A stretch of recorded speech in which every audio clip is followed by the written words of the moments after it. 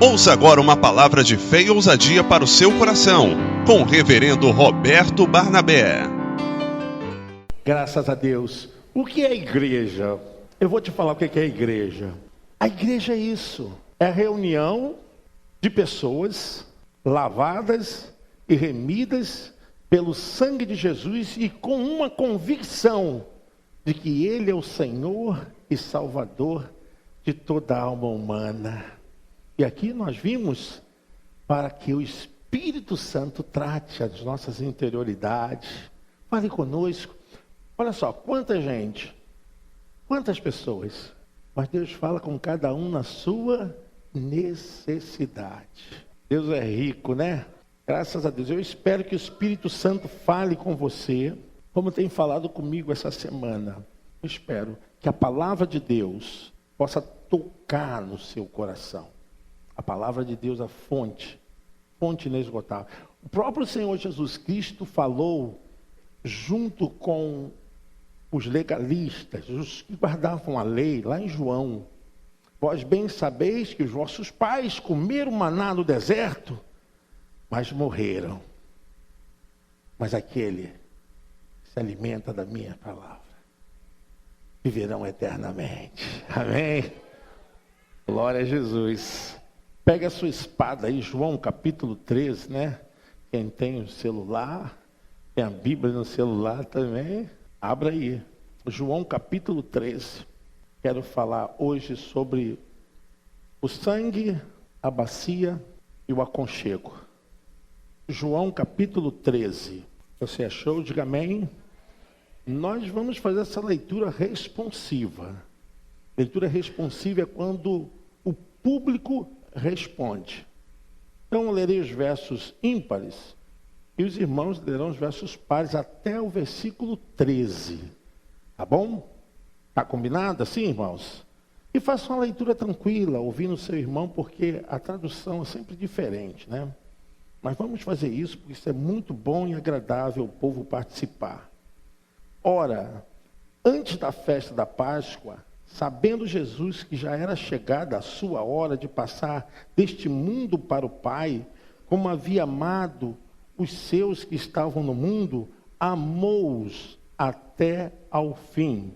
Jesus, sabendo que o Pai tinha depositado nas suas mãos todas as coisas e que havia saído de Deus e que ia para Deus, depois pôs água numa bacia e começou a lavar os pés aos discípulos, a enxugar-lhes com a toalha com que estava cingido. Respondeu Jesus e disse: o que eu faço não sabes tu agora, mas tu saberás depois. Disse-lhe Simão Pedro: Senhor, não só os meus pés, mas também as mãos e a cabeça. Porque bem sabia ele quem o havia de trair. Por isso disse: nem todos estáis limpos. Vós me chamais mestre e Senhor, e dizeis bem, porque eu o sou. Você pode se assentar, em nome de Jesus. Glória a Deus. Eu peço o máximo da sua atenção, que você possa me entender. A maior preocupação de Deus em toda a sua glória foi justamente ter feito o homem e fez-o para a sua glória e o louvor do seu nome. Mas por causa do pecado, o homem se desviou e a maldição entrou sobre a terra. Por isso que o livro de Romanos fala, no capítulo 3, do versículo 23, que Deus, olhando dos céus, não viu um justo sequer. Ninguém tinha capacidade de si próprio promover salvação. Mas Deus, em Cristo Jesus, Ele, então, fez um plano para salvar o homem. E a salvação chegou até nós pela fé. E é pela fé que nós alcançamos por meio de Jesus Cristo, nosso eterno Salvador. Por meio da fé. Agora, o próprio Senhor Jesus Cristo, como plano de Deus, Ele encarnado, que é a maior vergonha que poderia existir, um Deus agora transvestido de carne e osso e vivendo entre os homens, abaixo de suas criaturas que são os anjos, e ele se coloca sob submissão do Pai para atender às necessidades, a fim de que o mundo fosse salvo através da sua expiação. Expiação significa substituição, alguém que toma o lugar do outro para sofrer, para que o outro sim seja beneficiado através do seu sacrifício. E Jesus fez justamente isso. Quando nós o recebemos como Salvador, quando nós o temos como Salvador das nossas almas, nós então fomos salvos e purificados. Purificados é a iniciação do caminhar com Deus. Essa caminhada inicial, nós reconhecemos como santidade inicial. Bom, agora que Ele nos salvou, agora que somos propriedades dEle, estamos andando sob sua direção, o homem ainda pode pecar, o homem ainda pode errar, não deveria, mas pode. O homem pode falhar, não deveria, mas falha, porque ainda não estamos completamente libertos por causa desse corpo que ainda não foi transformado, ainda não foi totalmente glorificado. Esse corpo só será glorificado quando chegarmos nos céus.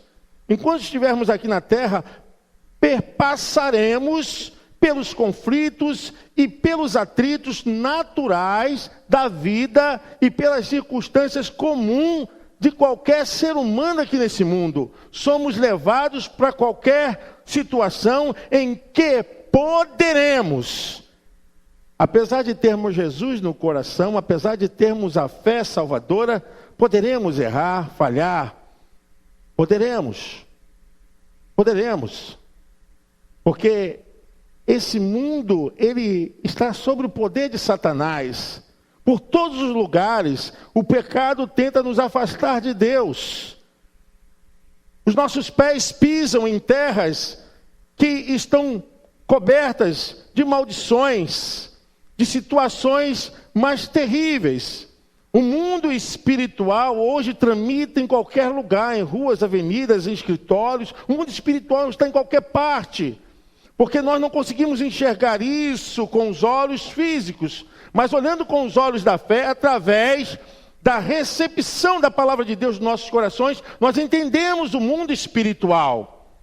Pois bem, o fato de termos Jesus, o fato de recebê-lo como Salvador, ainda estamos tramitando, ainda estamos andando no caminho em que pode nos fazer pecar, errar, vacilar, porque o mundo está cheio de pecado, há toda perversidade nesse mundo, há situações mais terríveis desse mundo, onde há maldição, onde há traição, onde há decepção. Nós andamos no mundo cercado de pecados, cercado de males, aonde os sentimentos mais terríveis dominam os corações e chegamos a ficarmos perplexos por situações que assistimos e que ouvimos e que percebemos, porque como isso aconteceu? Mas eu quero dizer que o mundo vive no pecado, jaz no maligno.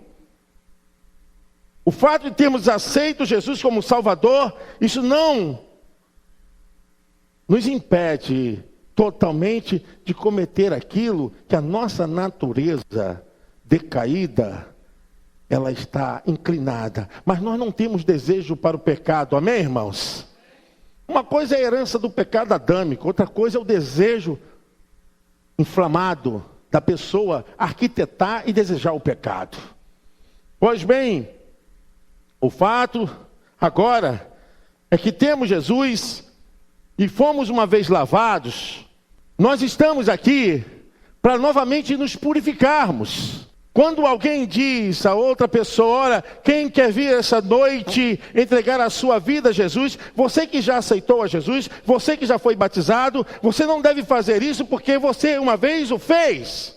Então esse convite não é para você vir novamente reaceitar aquilo que um dia já é o Senhor da sua vida. Mas eu quero te dizer que nós estamos aqui, a cada culto, a cada trabalho que é realizado, a cada movimento feito nesse altar, é para você se purificar. É disso que Pedro não estava entendendo.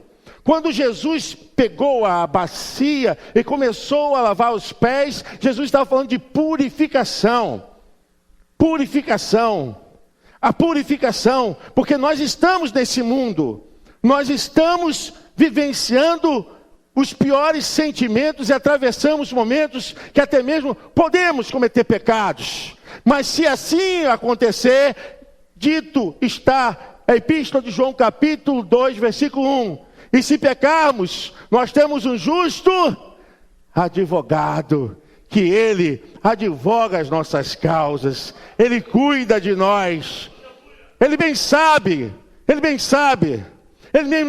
porque ele passou aqui, ele viveu aqui.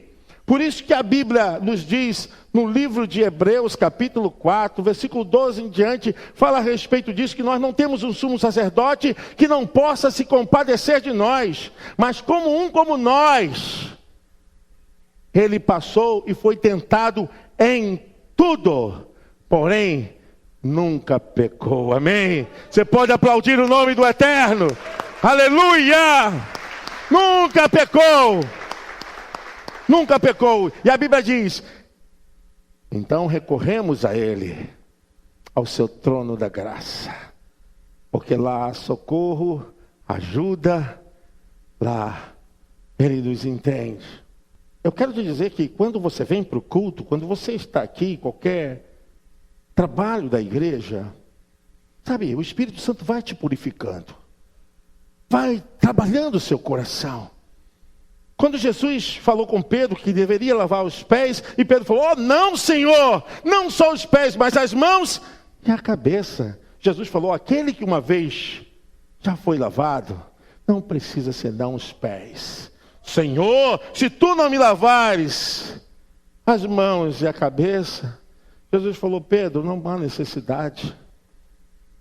Porque uma vez que você crê que você é salvo, e a salvação é a bondade, a misericórdia do eterno amor do Pai, em alcançar pessoas desesperadamente inclinadas para o mal, para o inferno.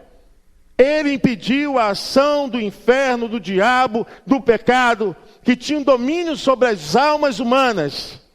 E agora, por meio da nossa fé, esse viés da maldição foi anulado e quebrado pelo poder do sangue de Jesus.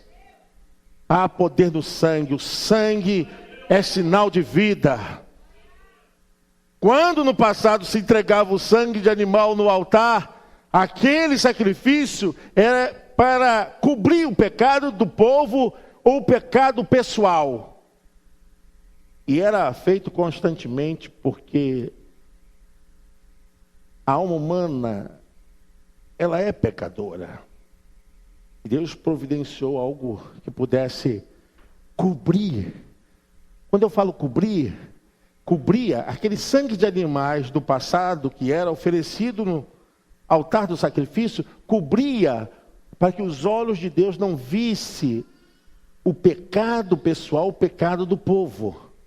Mas era coberto, porque nenhum animal, o apóstolo Pedro diz que nós não fomos comprados com um preço qualquer, com sangue de animal, de bode, de cabrito, mas com o precioso sangue de Jesus Cristo. Como é eterno aquele que se ofereceu, logo a sua vida toda é eterna. Aleluia!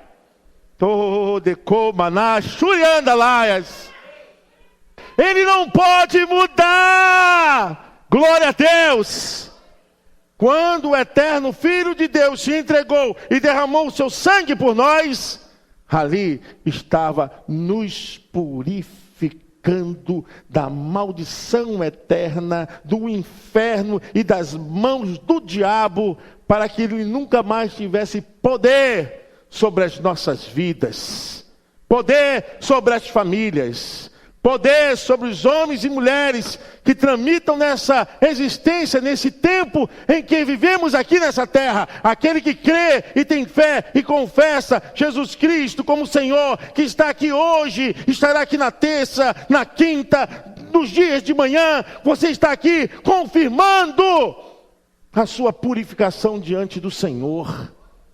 Por isso o próprio Senhor Jesus Cristo disse a Pedro, ele disse a Pedro: Pedro, se eu não lavar os teus pés, você não tem parte comigo. Graças a Deus, irmãos, que Ele já nos purificou. Oh, eu vou para o culto de terça-feira, pode ter certeza que Deus estará purificando a tua vida. Ah, eu vou para o culto de quinta-feira, Deus estará purificando. Eu vou para o culto domingo, a escola dominical, aonde estiver o nome do Senhor sendo glorificado e exaltado, o culto ao eterno, você está purificando os seus pés, a sua mente, o seu corpo, de toda maldição que há nessa vida. Aleluia, glória a Jesus. Somos salvos, e isso não tem preço. O próprio Pedro falou que não foste comprado por ouro nem prata, a vossa fútil maneira de viver, mas com o precioso sangue de Jesus Cristo. Você pode aplaudir o Senhor? Glória a Jesus! Glória a Jesus! Sangue, bacia. Após a ceia, Jesus cingiu uma toalha sobre a sua cintura e pegou uma bacia, encheu de água e se ajoelhou. Ele se ajoelhou para lavar os pés dos seus discípulos. E começou a lavar os pés de Pedro, João, e começou a lavar os pés de todos os seus seguidores. E aquilo impressionou muito. O nosso mestre está ajoelhado. Serviço, trabalho. Irmãos, Deus nos salvou para trabalharmos para o seu reino, amém? Você foi salvo para ser servo.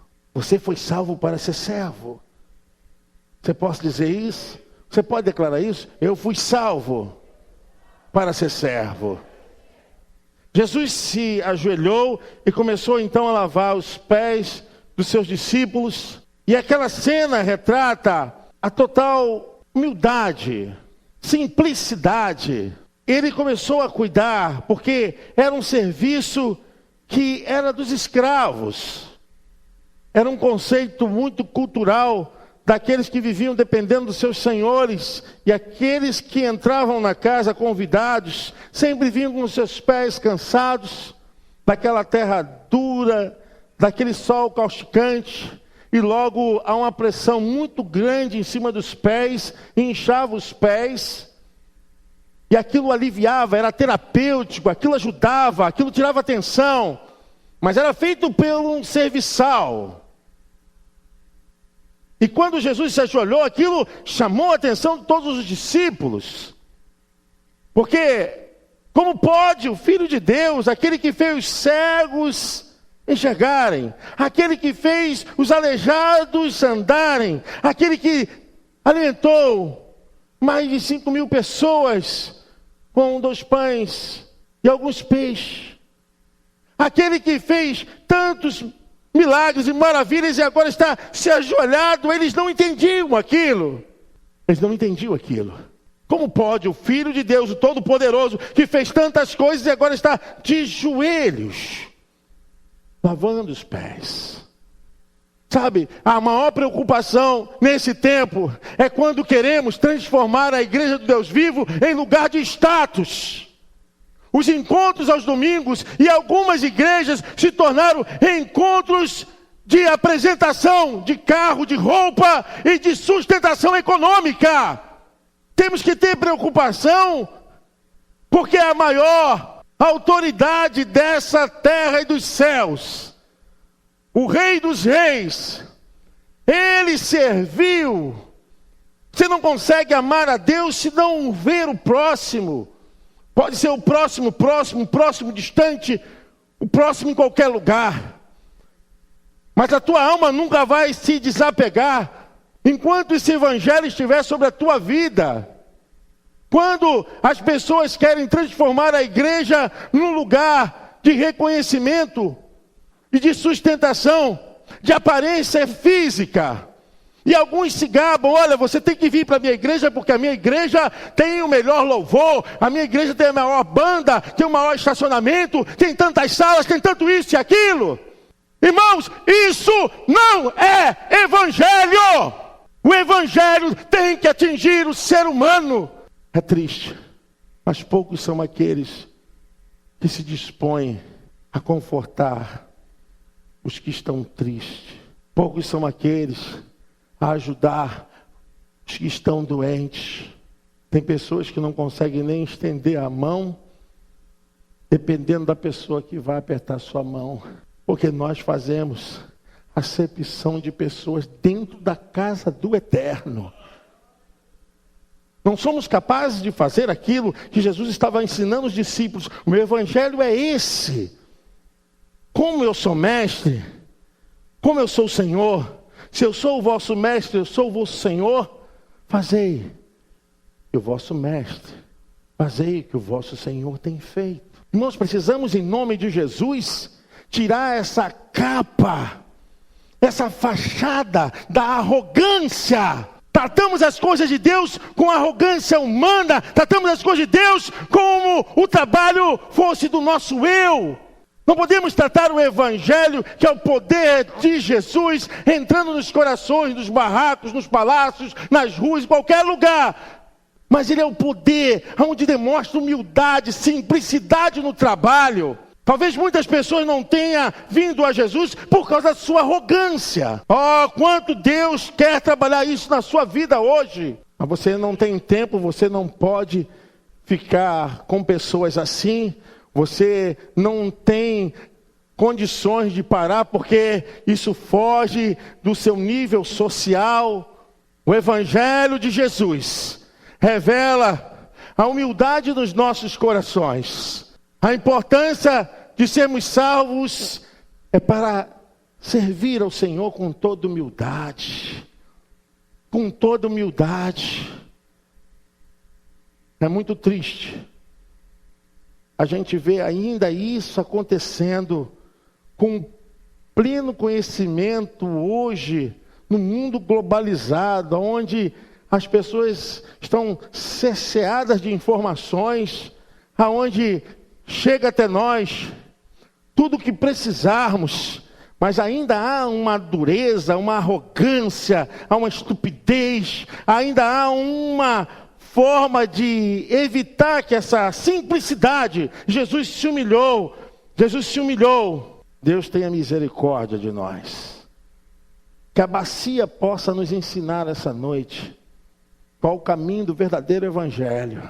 Dobrarmos os nossos joelhos para demonstrarmos que nós somos seguidores daquele que é o Senhor dos senhores e fazemos o que Ele fez. Você pode aplaudir o Senhor?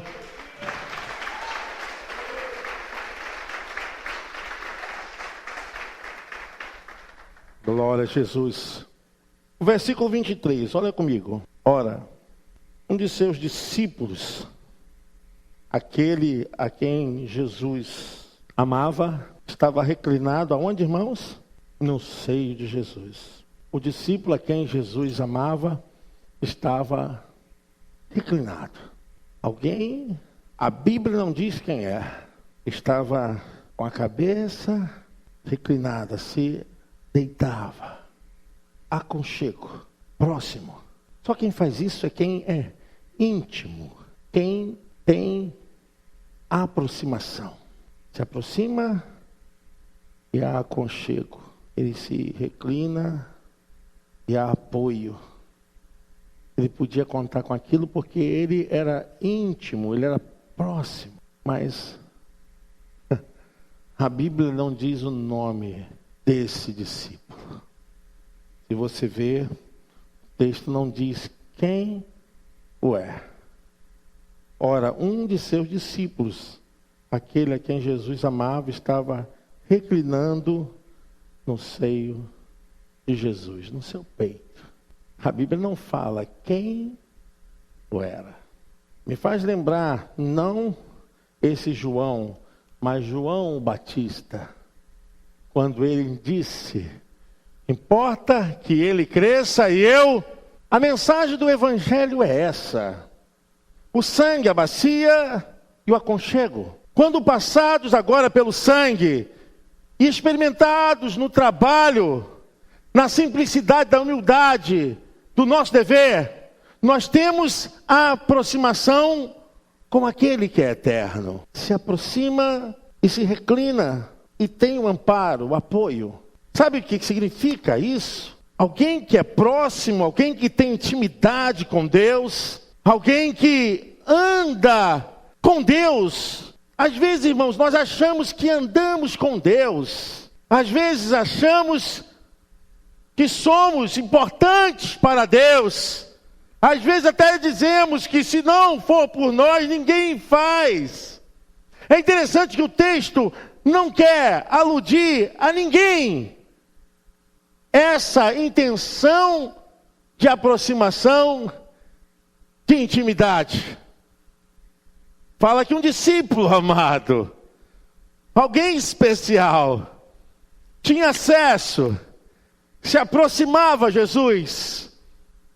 Sabe o que mais hoje se manifesta no nosso meio? Hoje, o que mais se faz revelar no nosso meio, no meio cristão, evangélico, protestante, da igreja, é se o nosso nome vai aparecer. É se nós somos contados. Hoje o evangelho pode pegar de ponta cabeça. Se você não vai ver isso, pessoas murmurando, reclamando, porque seus nomes não apareceram. E ainda digo mais, tem outros profissionais da palavra de Deus, que mais aparece o nome deles do que de Jesus. Mais o nome deles do que do Espírito Santo. Nós não sabemos o que é realmente ter essa intimidade com Deus. E outros até não se preocupam com o reino. Porque essa aproximação com o reino, com o eterno, tem que mover a sua vida, tem que mover as suas entranhas. Há algum tempo eu estive acompanhando o trabalho missionário e vendo como acontecia de pessoas deixarem suas casas, suas vidas, pessoas abandonarem o seu rumo profissional para servir a Jesus na África, na Etiópia, para servir a Jesus em lugares tão distantes, onde pessoas estão morrendo de malária, onde pessoas estão sendo contaminadas, onde pessoas estão debaixo de guerra, pastores implantando trabalhos em determinados lugares, e nós achamos que temos intimidade com Deus, debaixo desse conforto, dessa maravilha. E você vai perguntar a essas pessoas por que elas fizeram isso, o que a levou a tomar essa decisão. Elas simplesmente dizem, olha, eu quero servir a Jesus. Quero servir a Jesus. Essa intimidade, essa aproximação, eu tenho até vergonha. Quem aqui poderia arriscar sua vida, sua família e o seu futuro para tentar salvar almas e vidas que estão debaixo do cativeiro de Satanás? Pessoas que empregam 10, 20 anos a se submeter a uma vida tão difícil, a submeter a costumes estranhos, a ajudar pessoas que não têm qualquer valor, pessoas que parecem um lixo humano. E eu falei, Senhor, quem é que está inclinado no seu peito? Quem é que está inclinado no seu peito? A gente reclama, irmãos, a gente fala de tudo. A gente reclama, se faz sol, a gente reclama. Se chove, a gente reclama. Se vai de ônibus, reclama. Se vai de carro, reclama. Tudo é motivo para reclamar. A gente fala mal de tudo. Aí chegamos aqui, Senhor, deixa eu reclinar no seu peito. Esse fariseu faz nada. Senhor, tenha misericórdia de nós. Tenha misericórdia de nós. Estava ouvindo um hino que falava da bravura de Pedro e Paulo e João, que fala dos heróis da fé.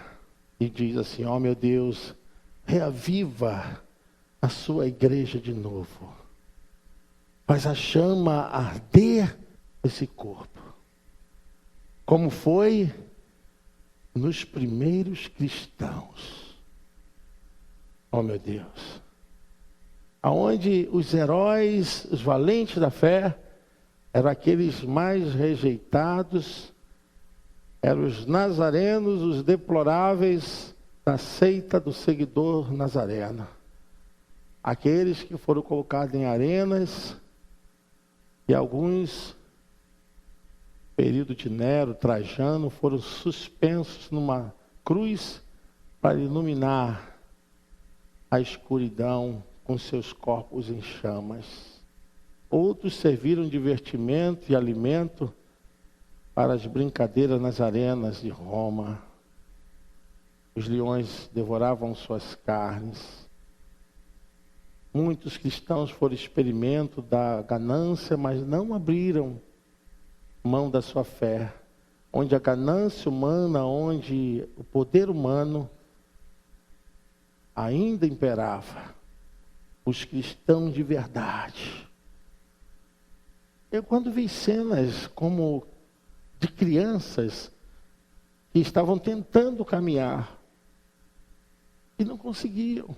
E lá os missionários, eles falaram, olha, não tem como a gente evitar algumas coisas acontecerem. Ele falava que há uma área de espinheiros, e ali eles construíam suas casas, no meio dos espinhos. E eu vi as fotos, e falou assim, sabe por que eles dormem no meio dos espinhos, suas casas estão no meio dos espinhos? Porque de madrugada os leões vêm buscar e apanham crianças. Então eles estão protegidos no meio daqueles espinhos, para que os animais selvagens não façam eles de presas, de alimento. E está lá esse missionário vivendo, e qual o motivo de você estar aqui? Ele simplesmente fala assim, eu estou fazendo a vontade de Deus. Se Ele me chamou, é porque eu tenho um serviço para fazer. Sabe, às vezes a gente vem para o culto e fica falando, Senhor, quando é que eu vou comprar meu carro novo? Quando é que eu vou comprar meu apartamento novo? Senhor, quando eu vou fazer isso e aquilo? Nós não sentimos a dor daqueles que estão agora morrendo, sofrendo. Lá estava o discípulo amado, ele estava encostando a sua cabeça no peito de Jesus. Cumplicidade, ele é cúmplice do reino, cúmplice da obra. Quantos de verdade aqui podem dizer isso essa noite? Pastor, eu estou reclinando, eu sou capaz de deixar tudo, sou capaz de estar aqui na obra, eu sou capaz de atender as necessidades, eu vou fazer o que posso e o que não posso, eu estou reclinando a minha cabeça, sendo cúmplice, sendo íntimo daquele que é todo poderoso. Eu chorei, irmãos, porque eu falei, Senhor, eu me achava, mas eu não sou nada. O Evangelho é isso. Importa que ele e eu, se você entender o sangue, a bacia e o aconchego, você vai viver o Evangelho. O Evangelho é isso. Eu gostaria que você se colocasse de pé. E gostaria que você refletisse como essa semana passada, eu tenho refletido a respeito do amor de Deus. Eu gostaria que você prestasse atenção e pudesse também junto se reclinar agora como aquele discípulo amado.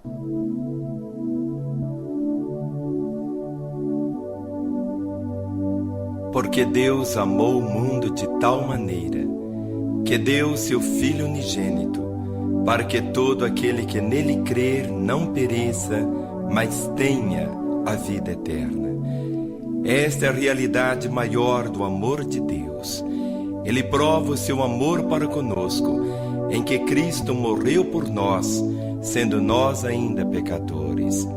Nós, os seres humanos, conhecemos o amor apenas através de condições. Amamos quando, amamos se, amamos por quê. Mas o amor de Deus é esse amor incondicional. Ele não nos ama por causa de nossos valores ou méritos. Ele escolheu nos amar. Esta é a realidade do amor do Senhor. E só podemos conhecer toda a extensão desse amor, toda a profundidade, toda a largura, toda a altura, somente quando olhamos para a cruz, ao contemplarmos o Calvário, ao vermos ali a realidade do amor de Deus sendo encarnado, se dando, se oferecendo, para que pudéssemos ter a vida eterna. Só a cruz, somente ela, e somente através do sangue que foi derramado ali, é que podemos experimentar toda a realidade do amor de Deus. Ele escolheu nos amar, Ele escolheu nos amar, Ele escolheu nos amar de tal maneira que deu seu Filho. Isto é que é o verdadeiro e eterno amor. Somente o amor de Deus. Você pode aplaudir o Senhor.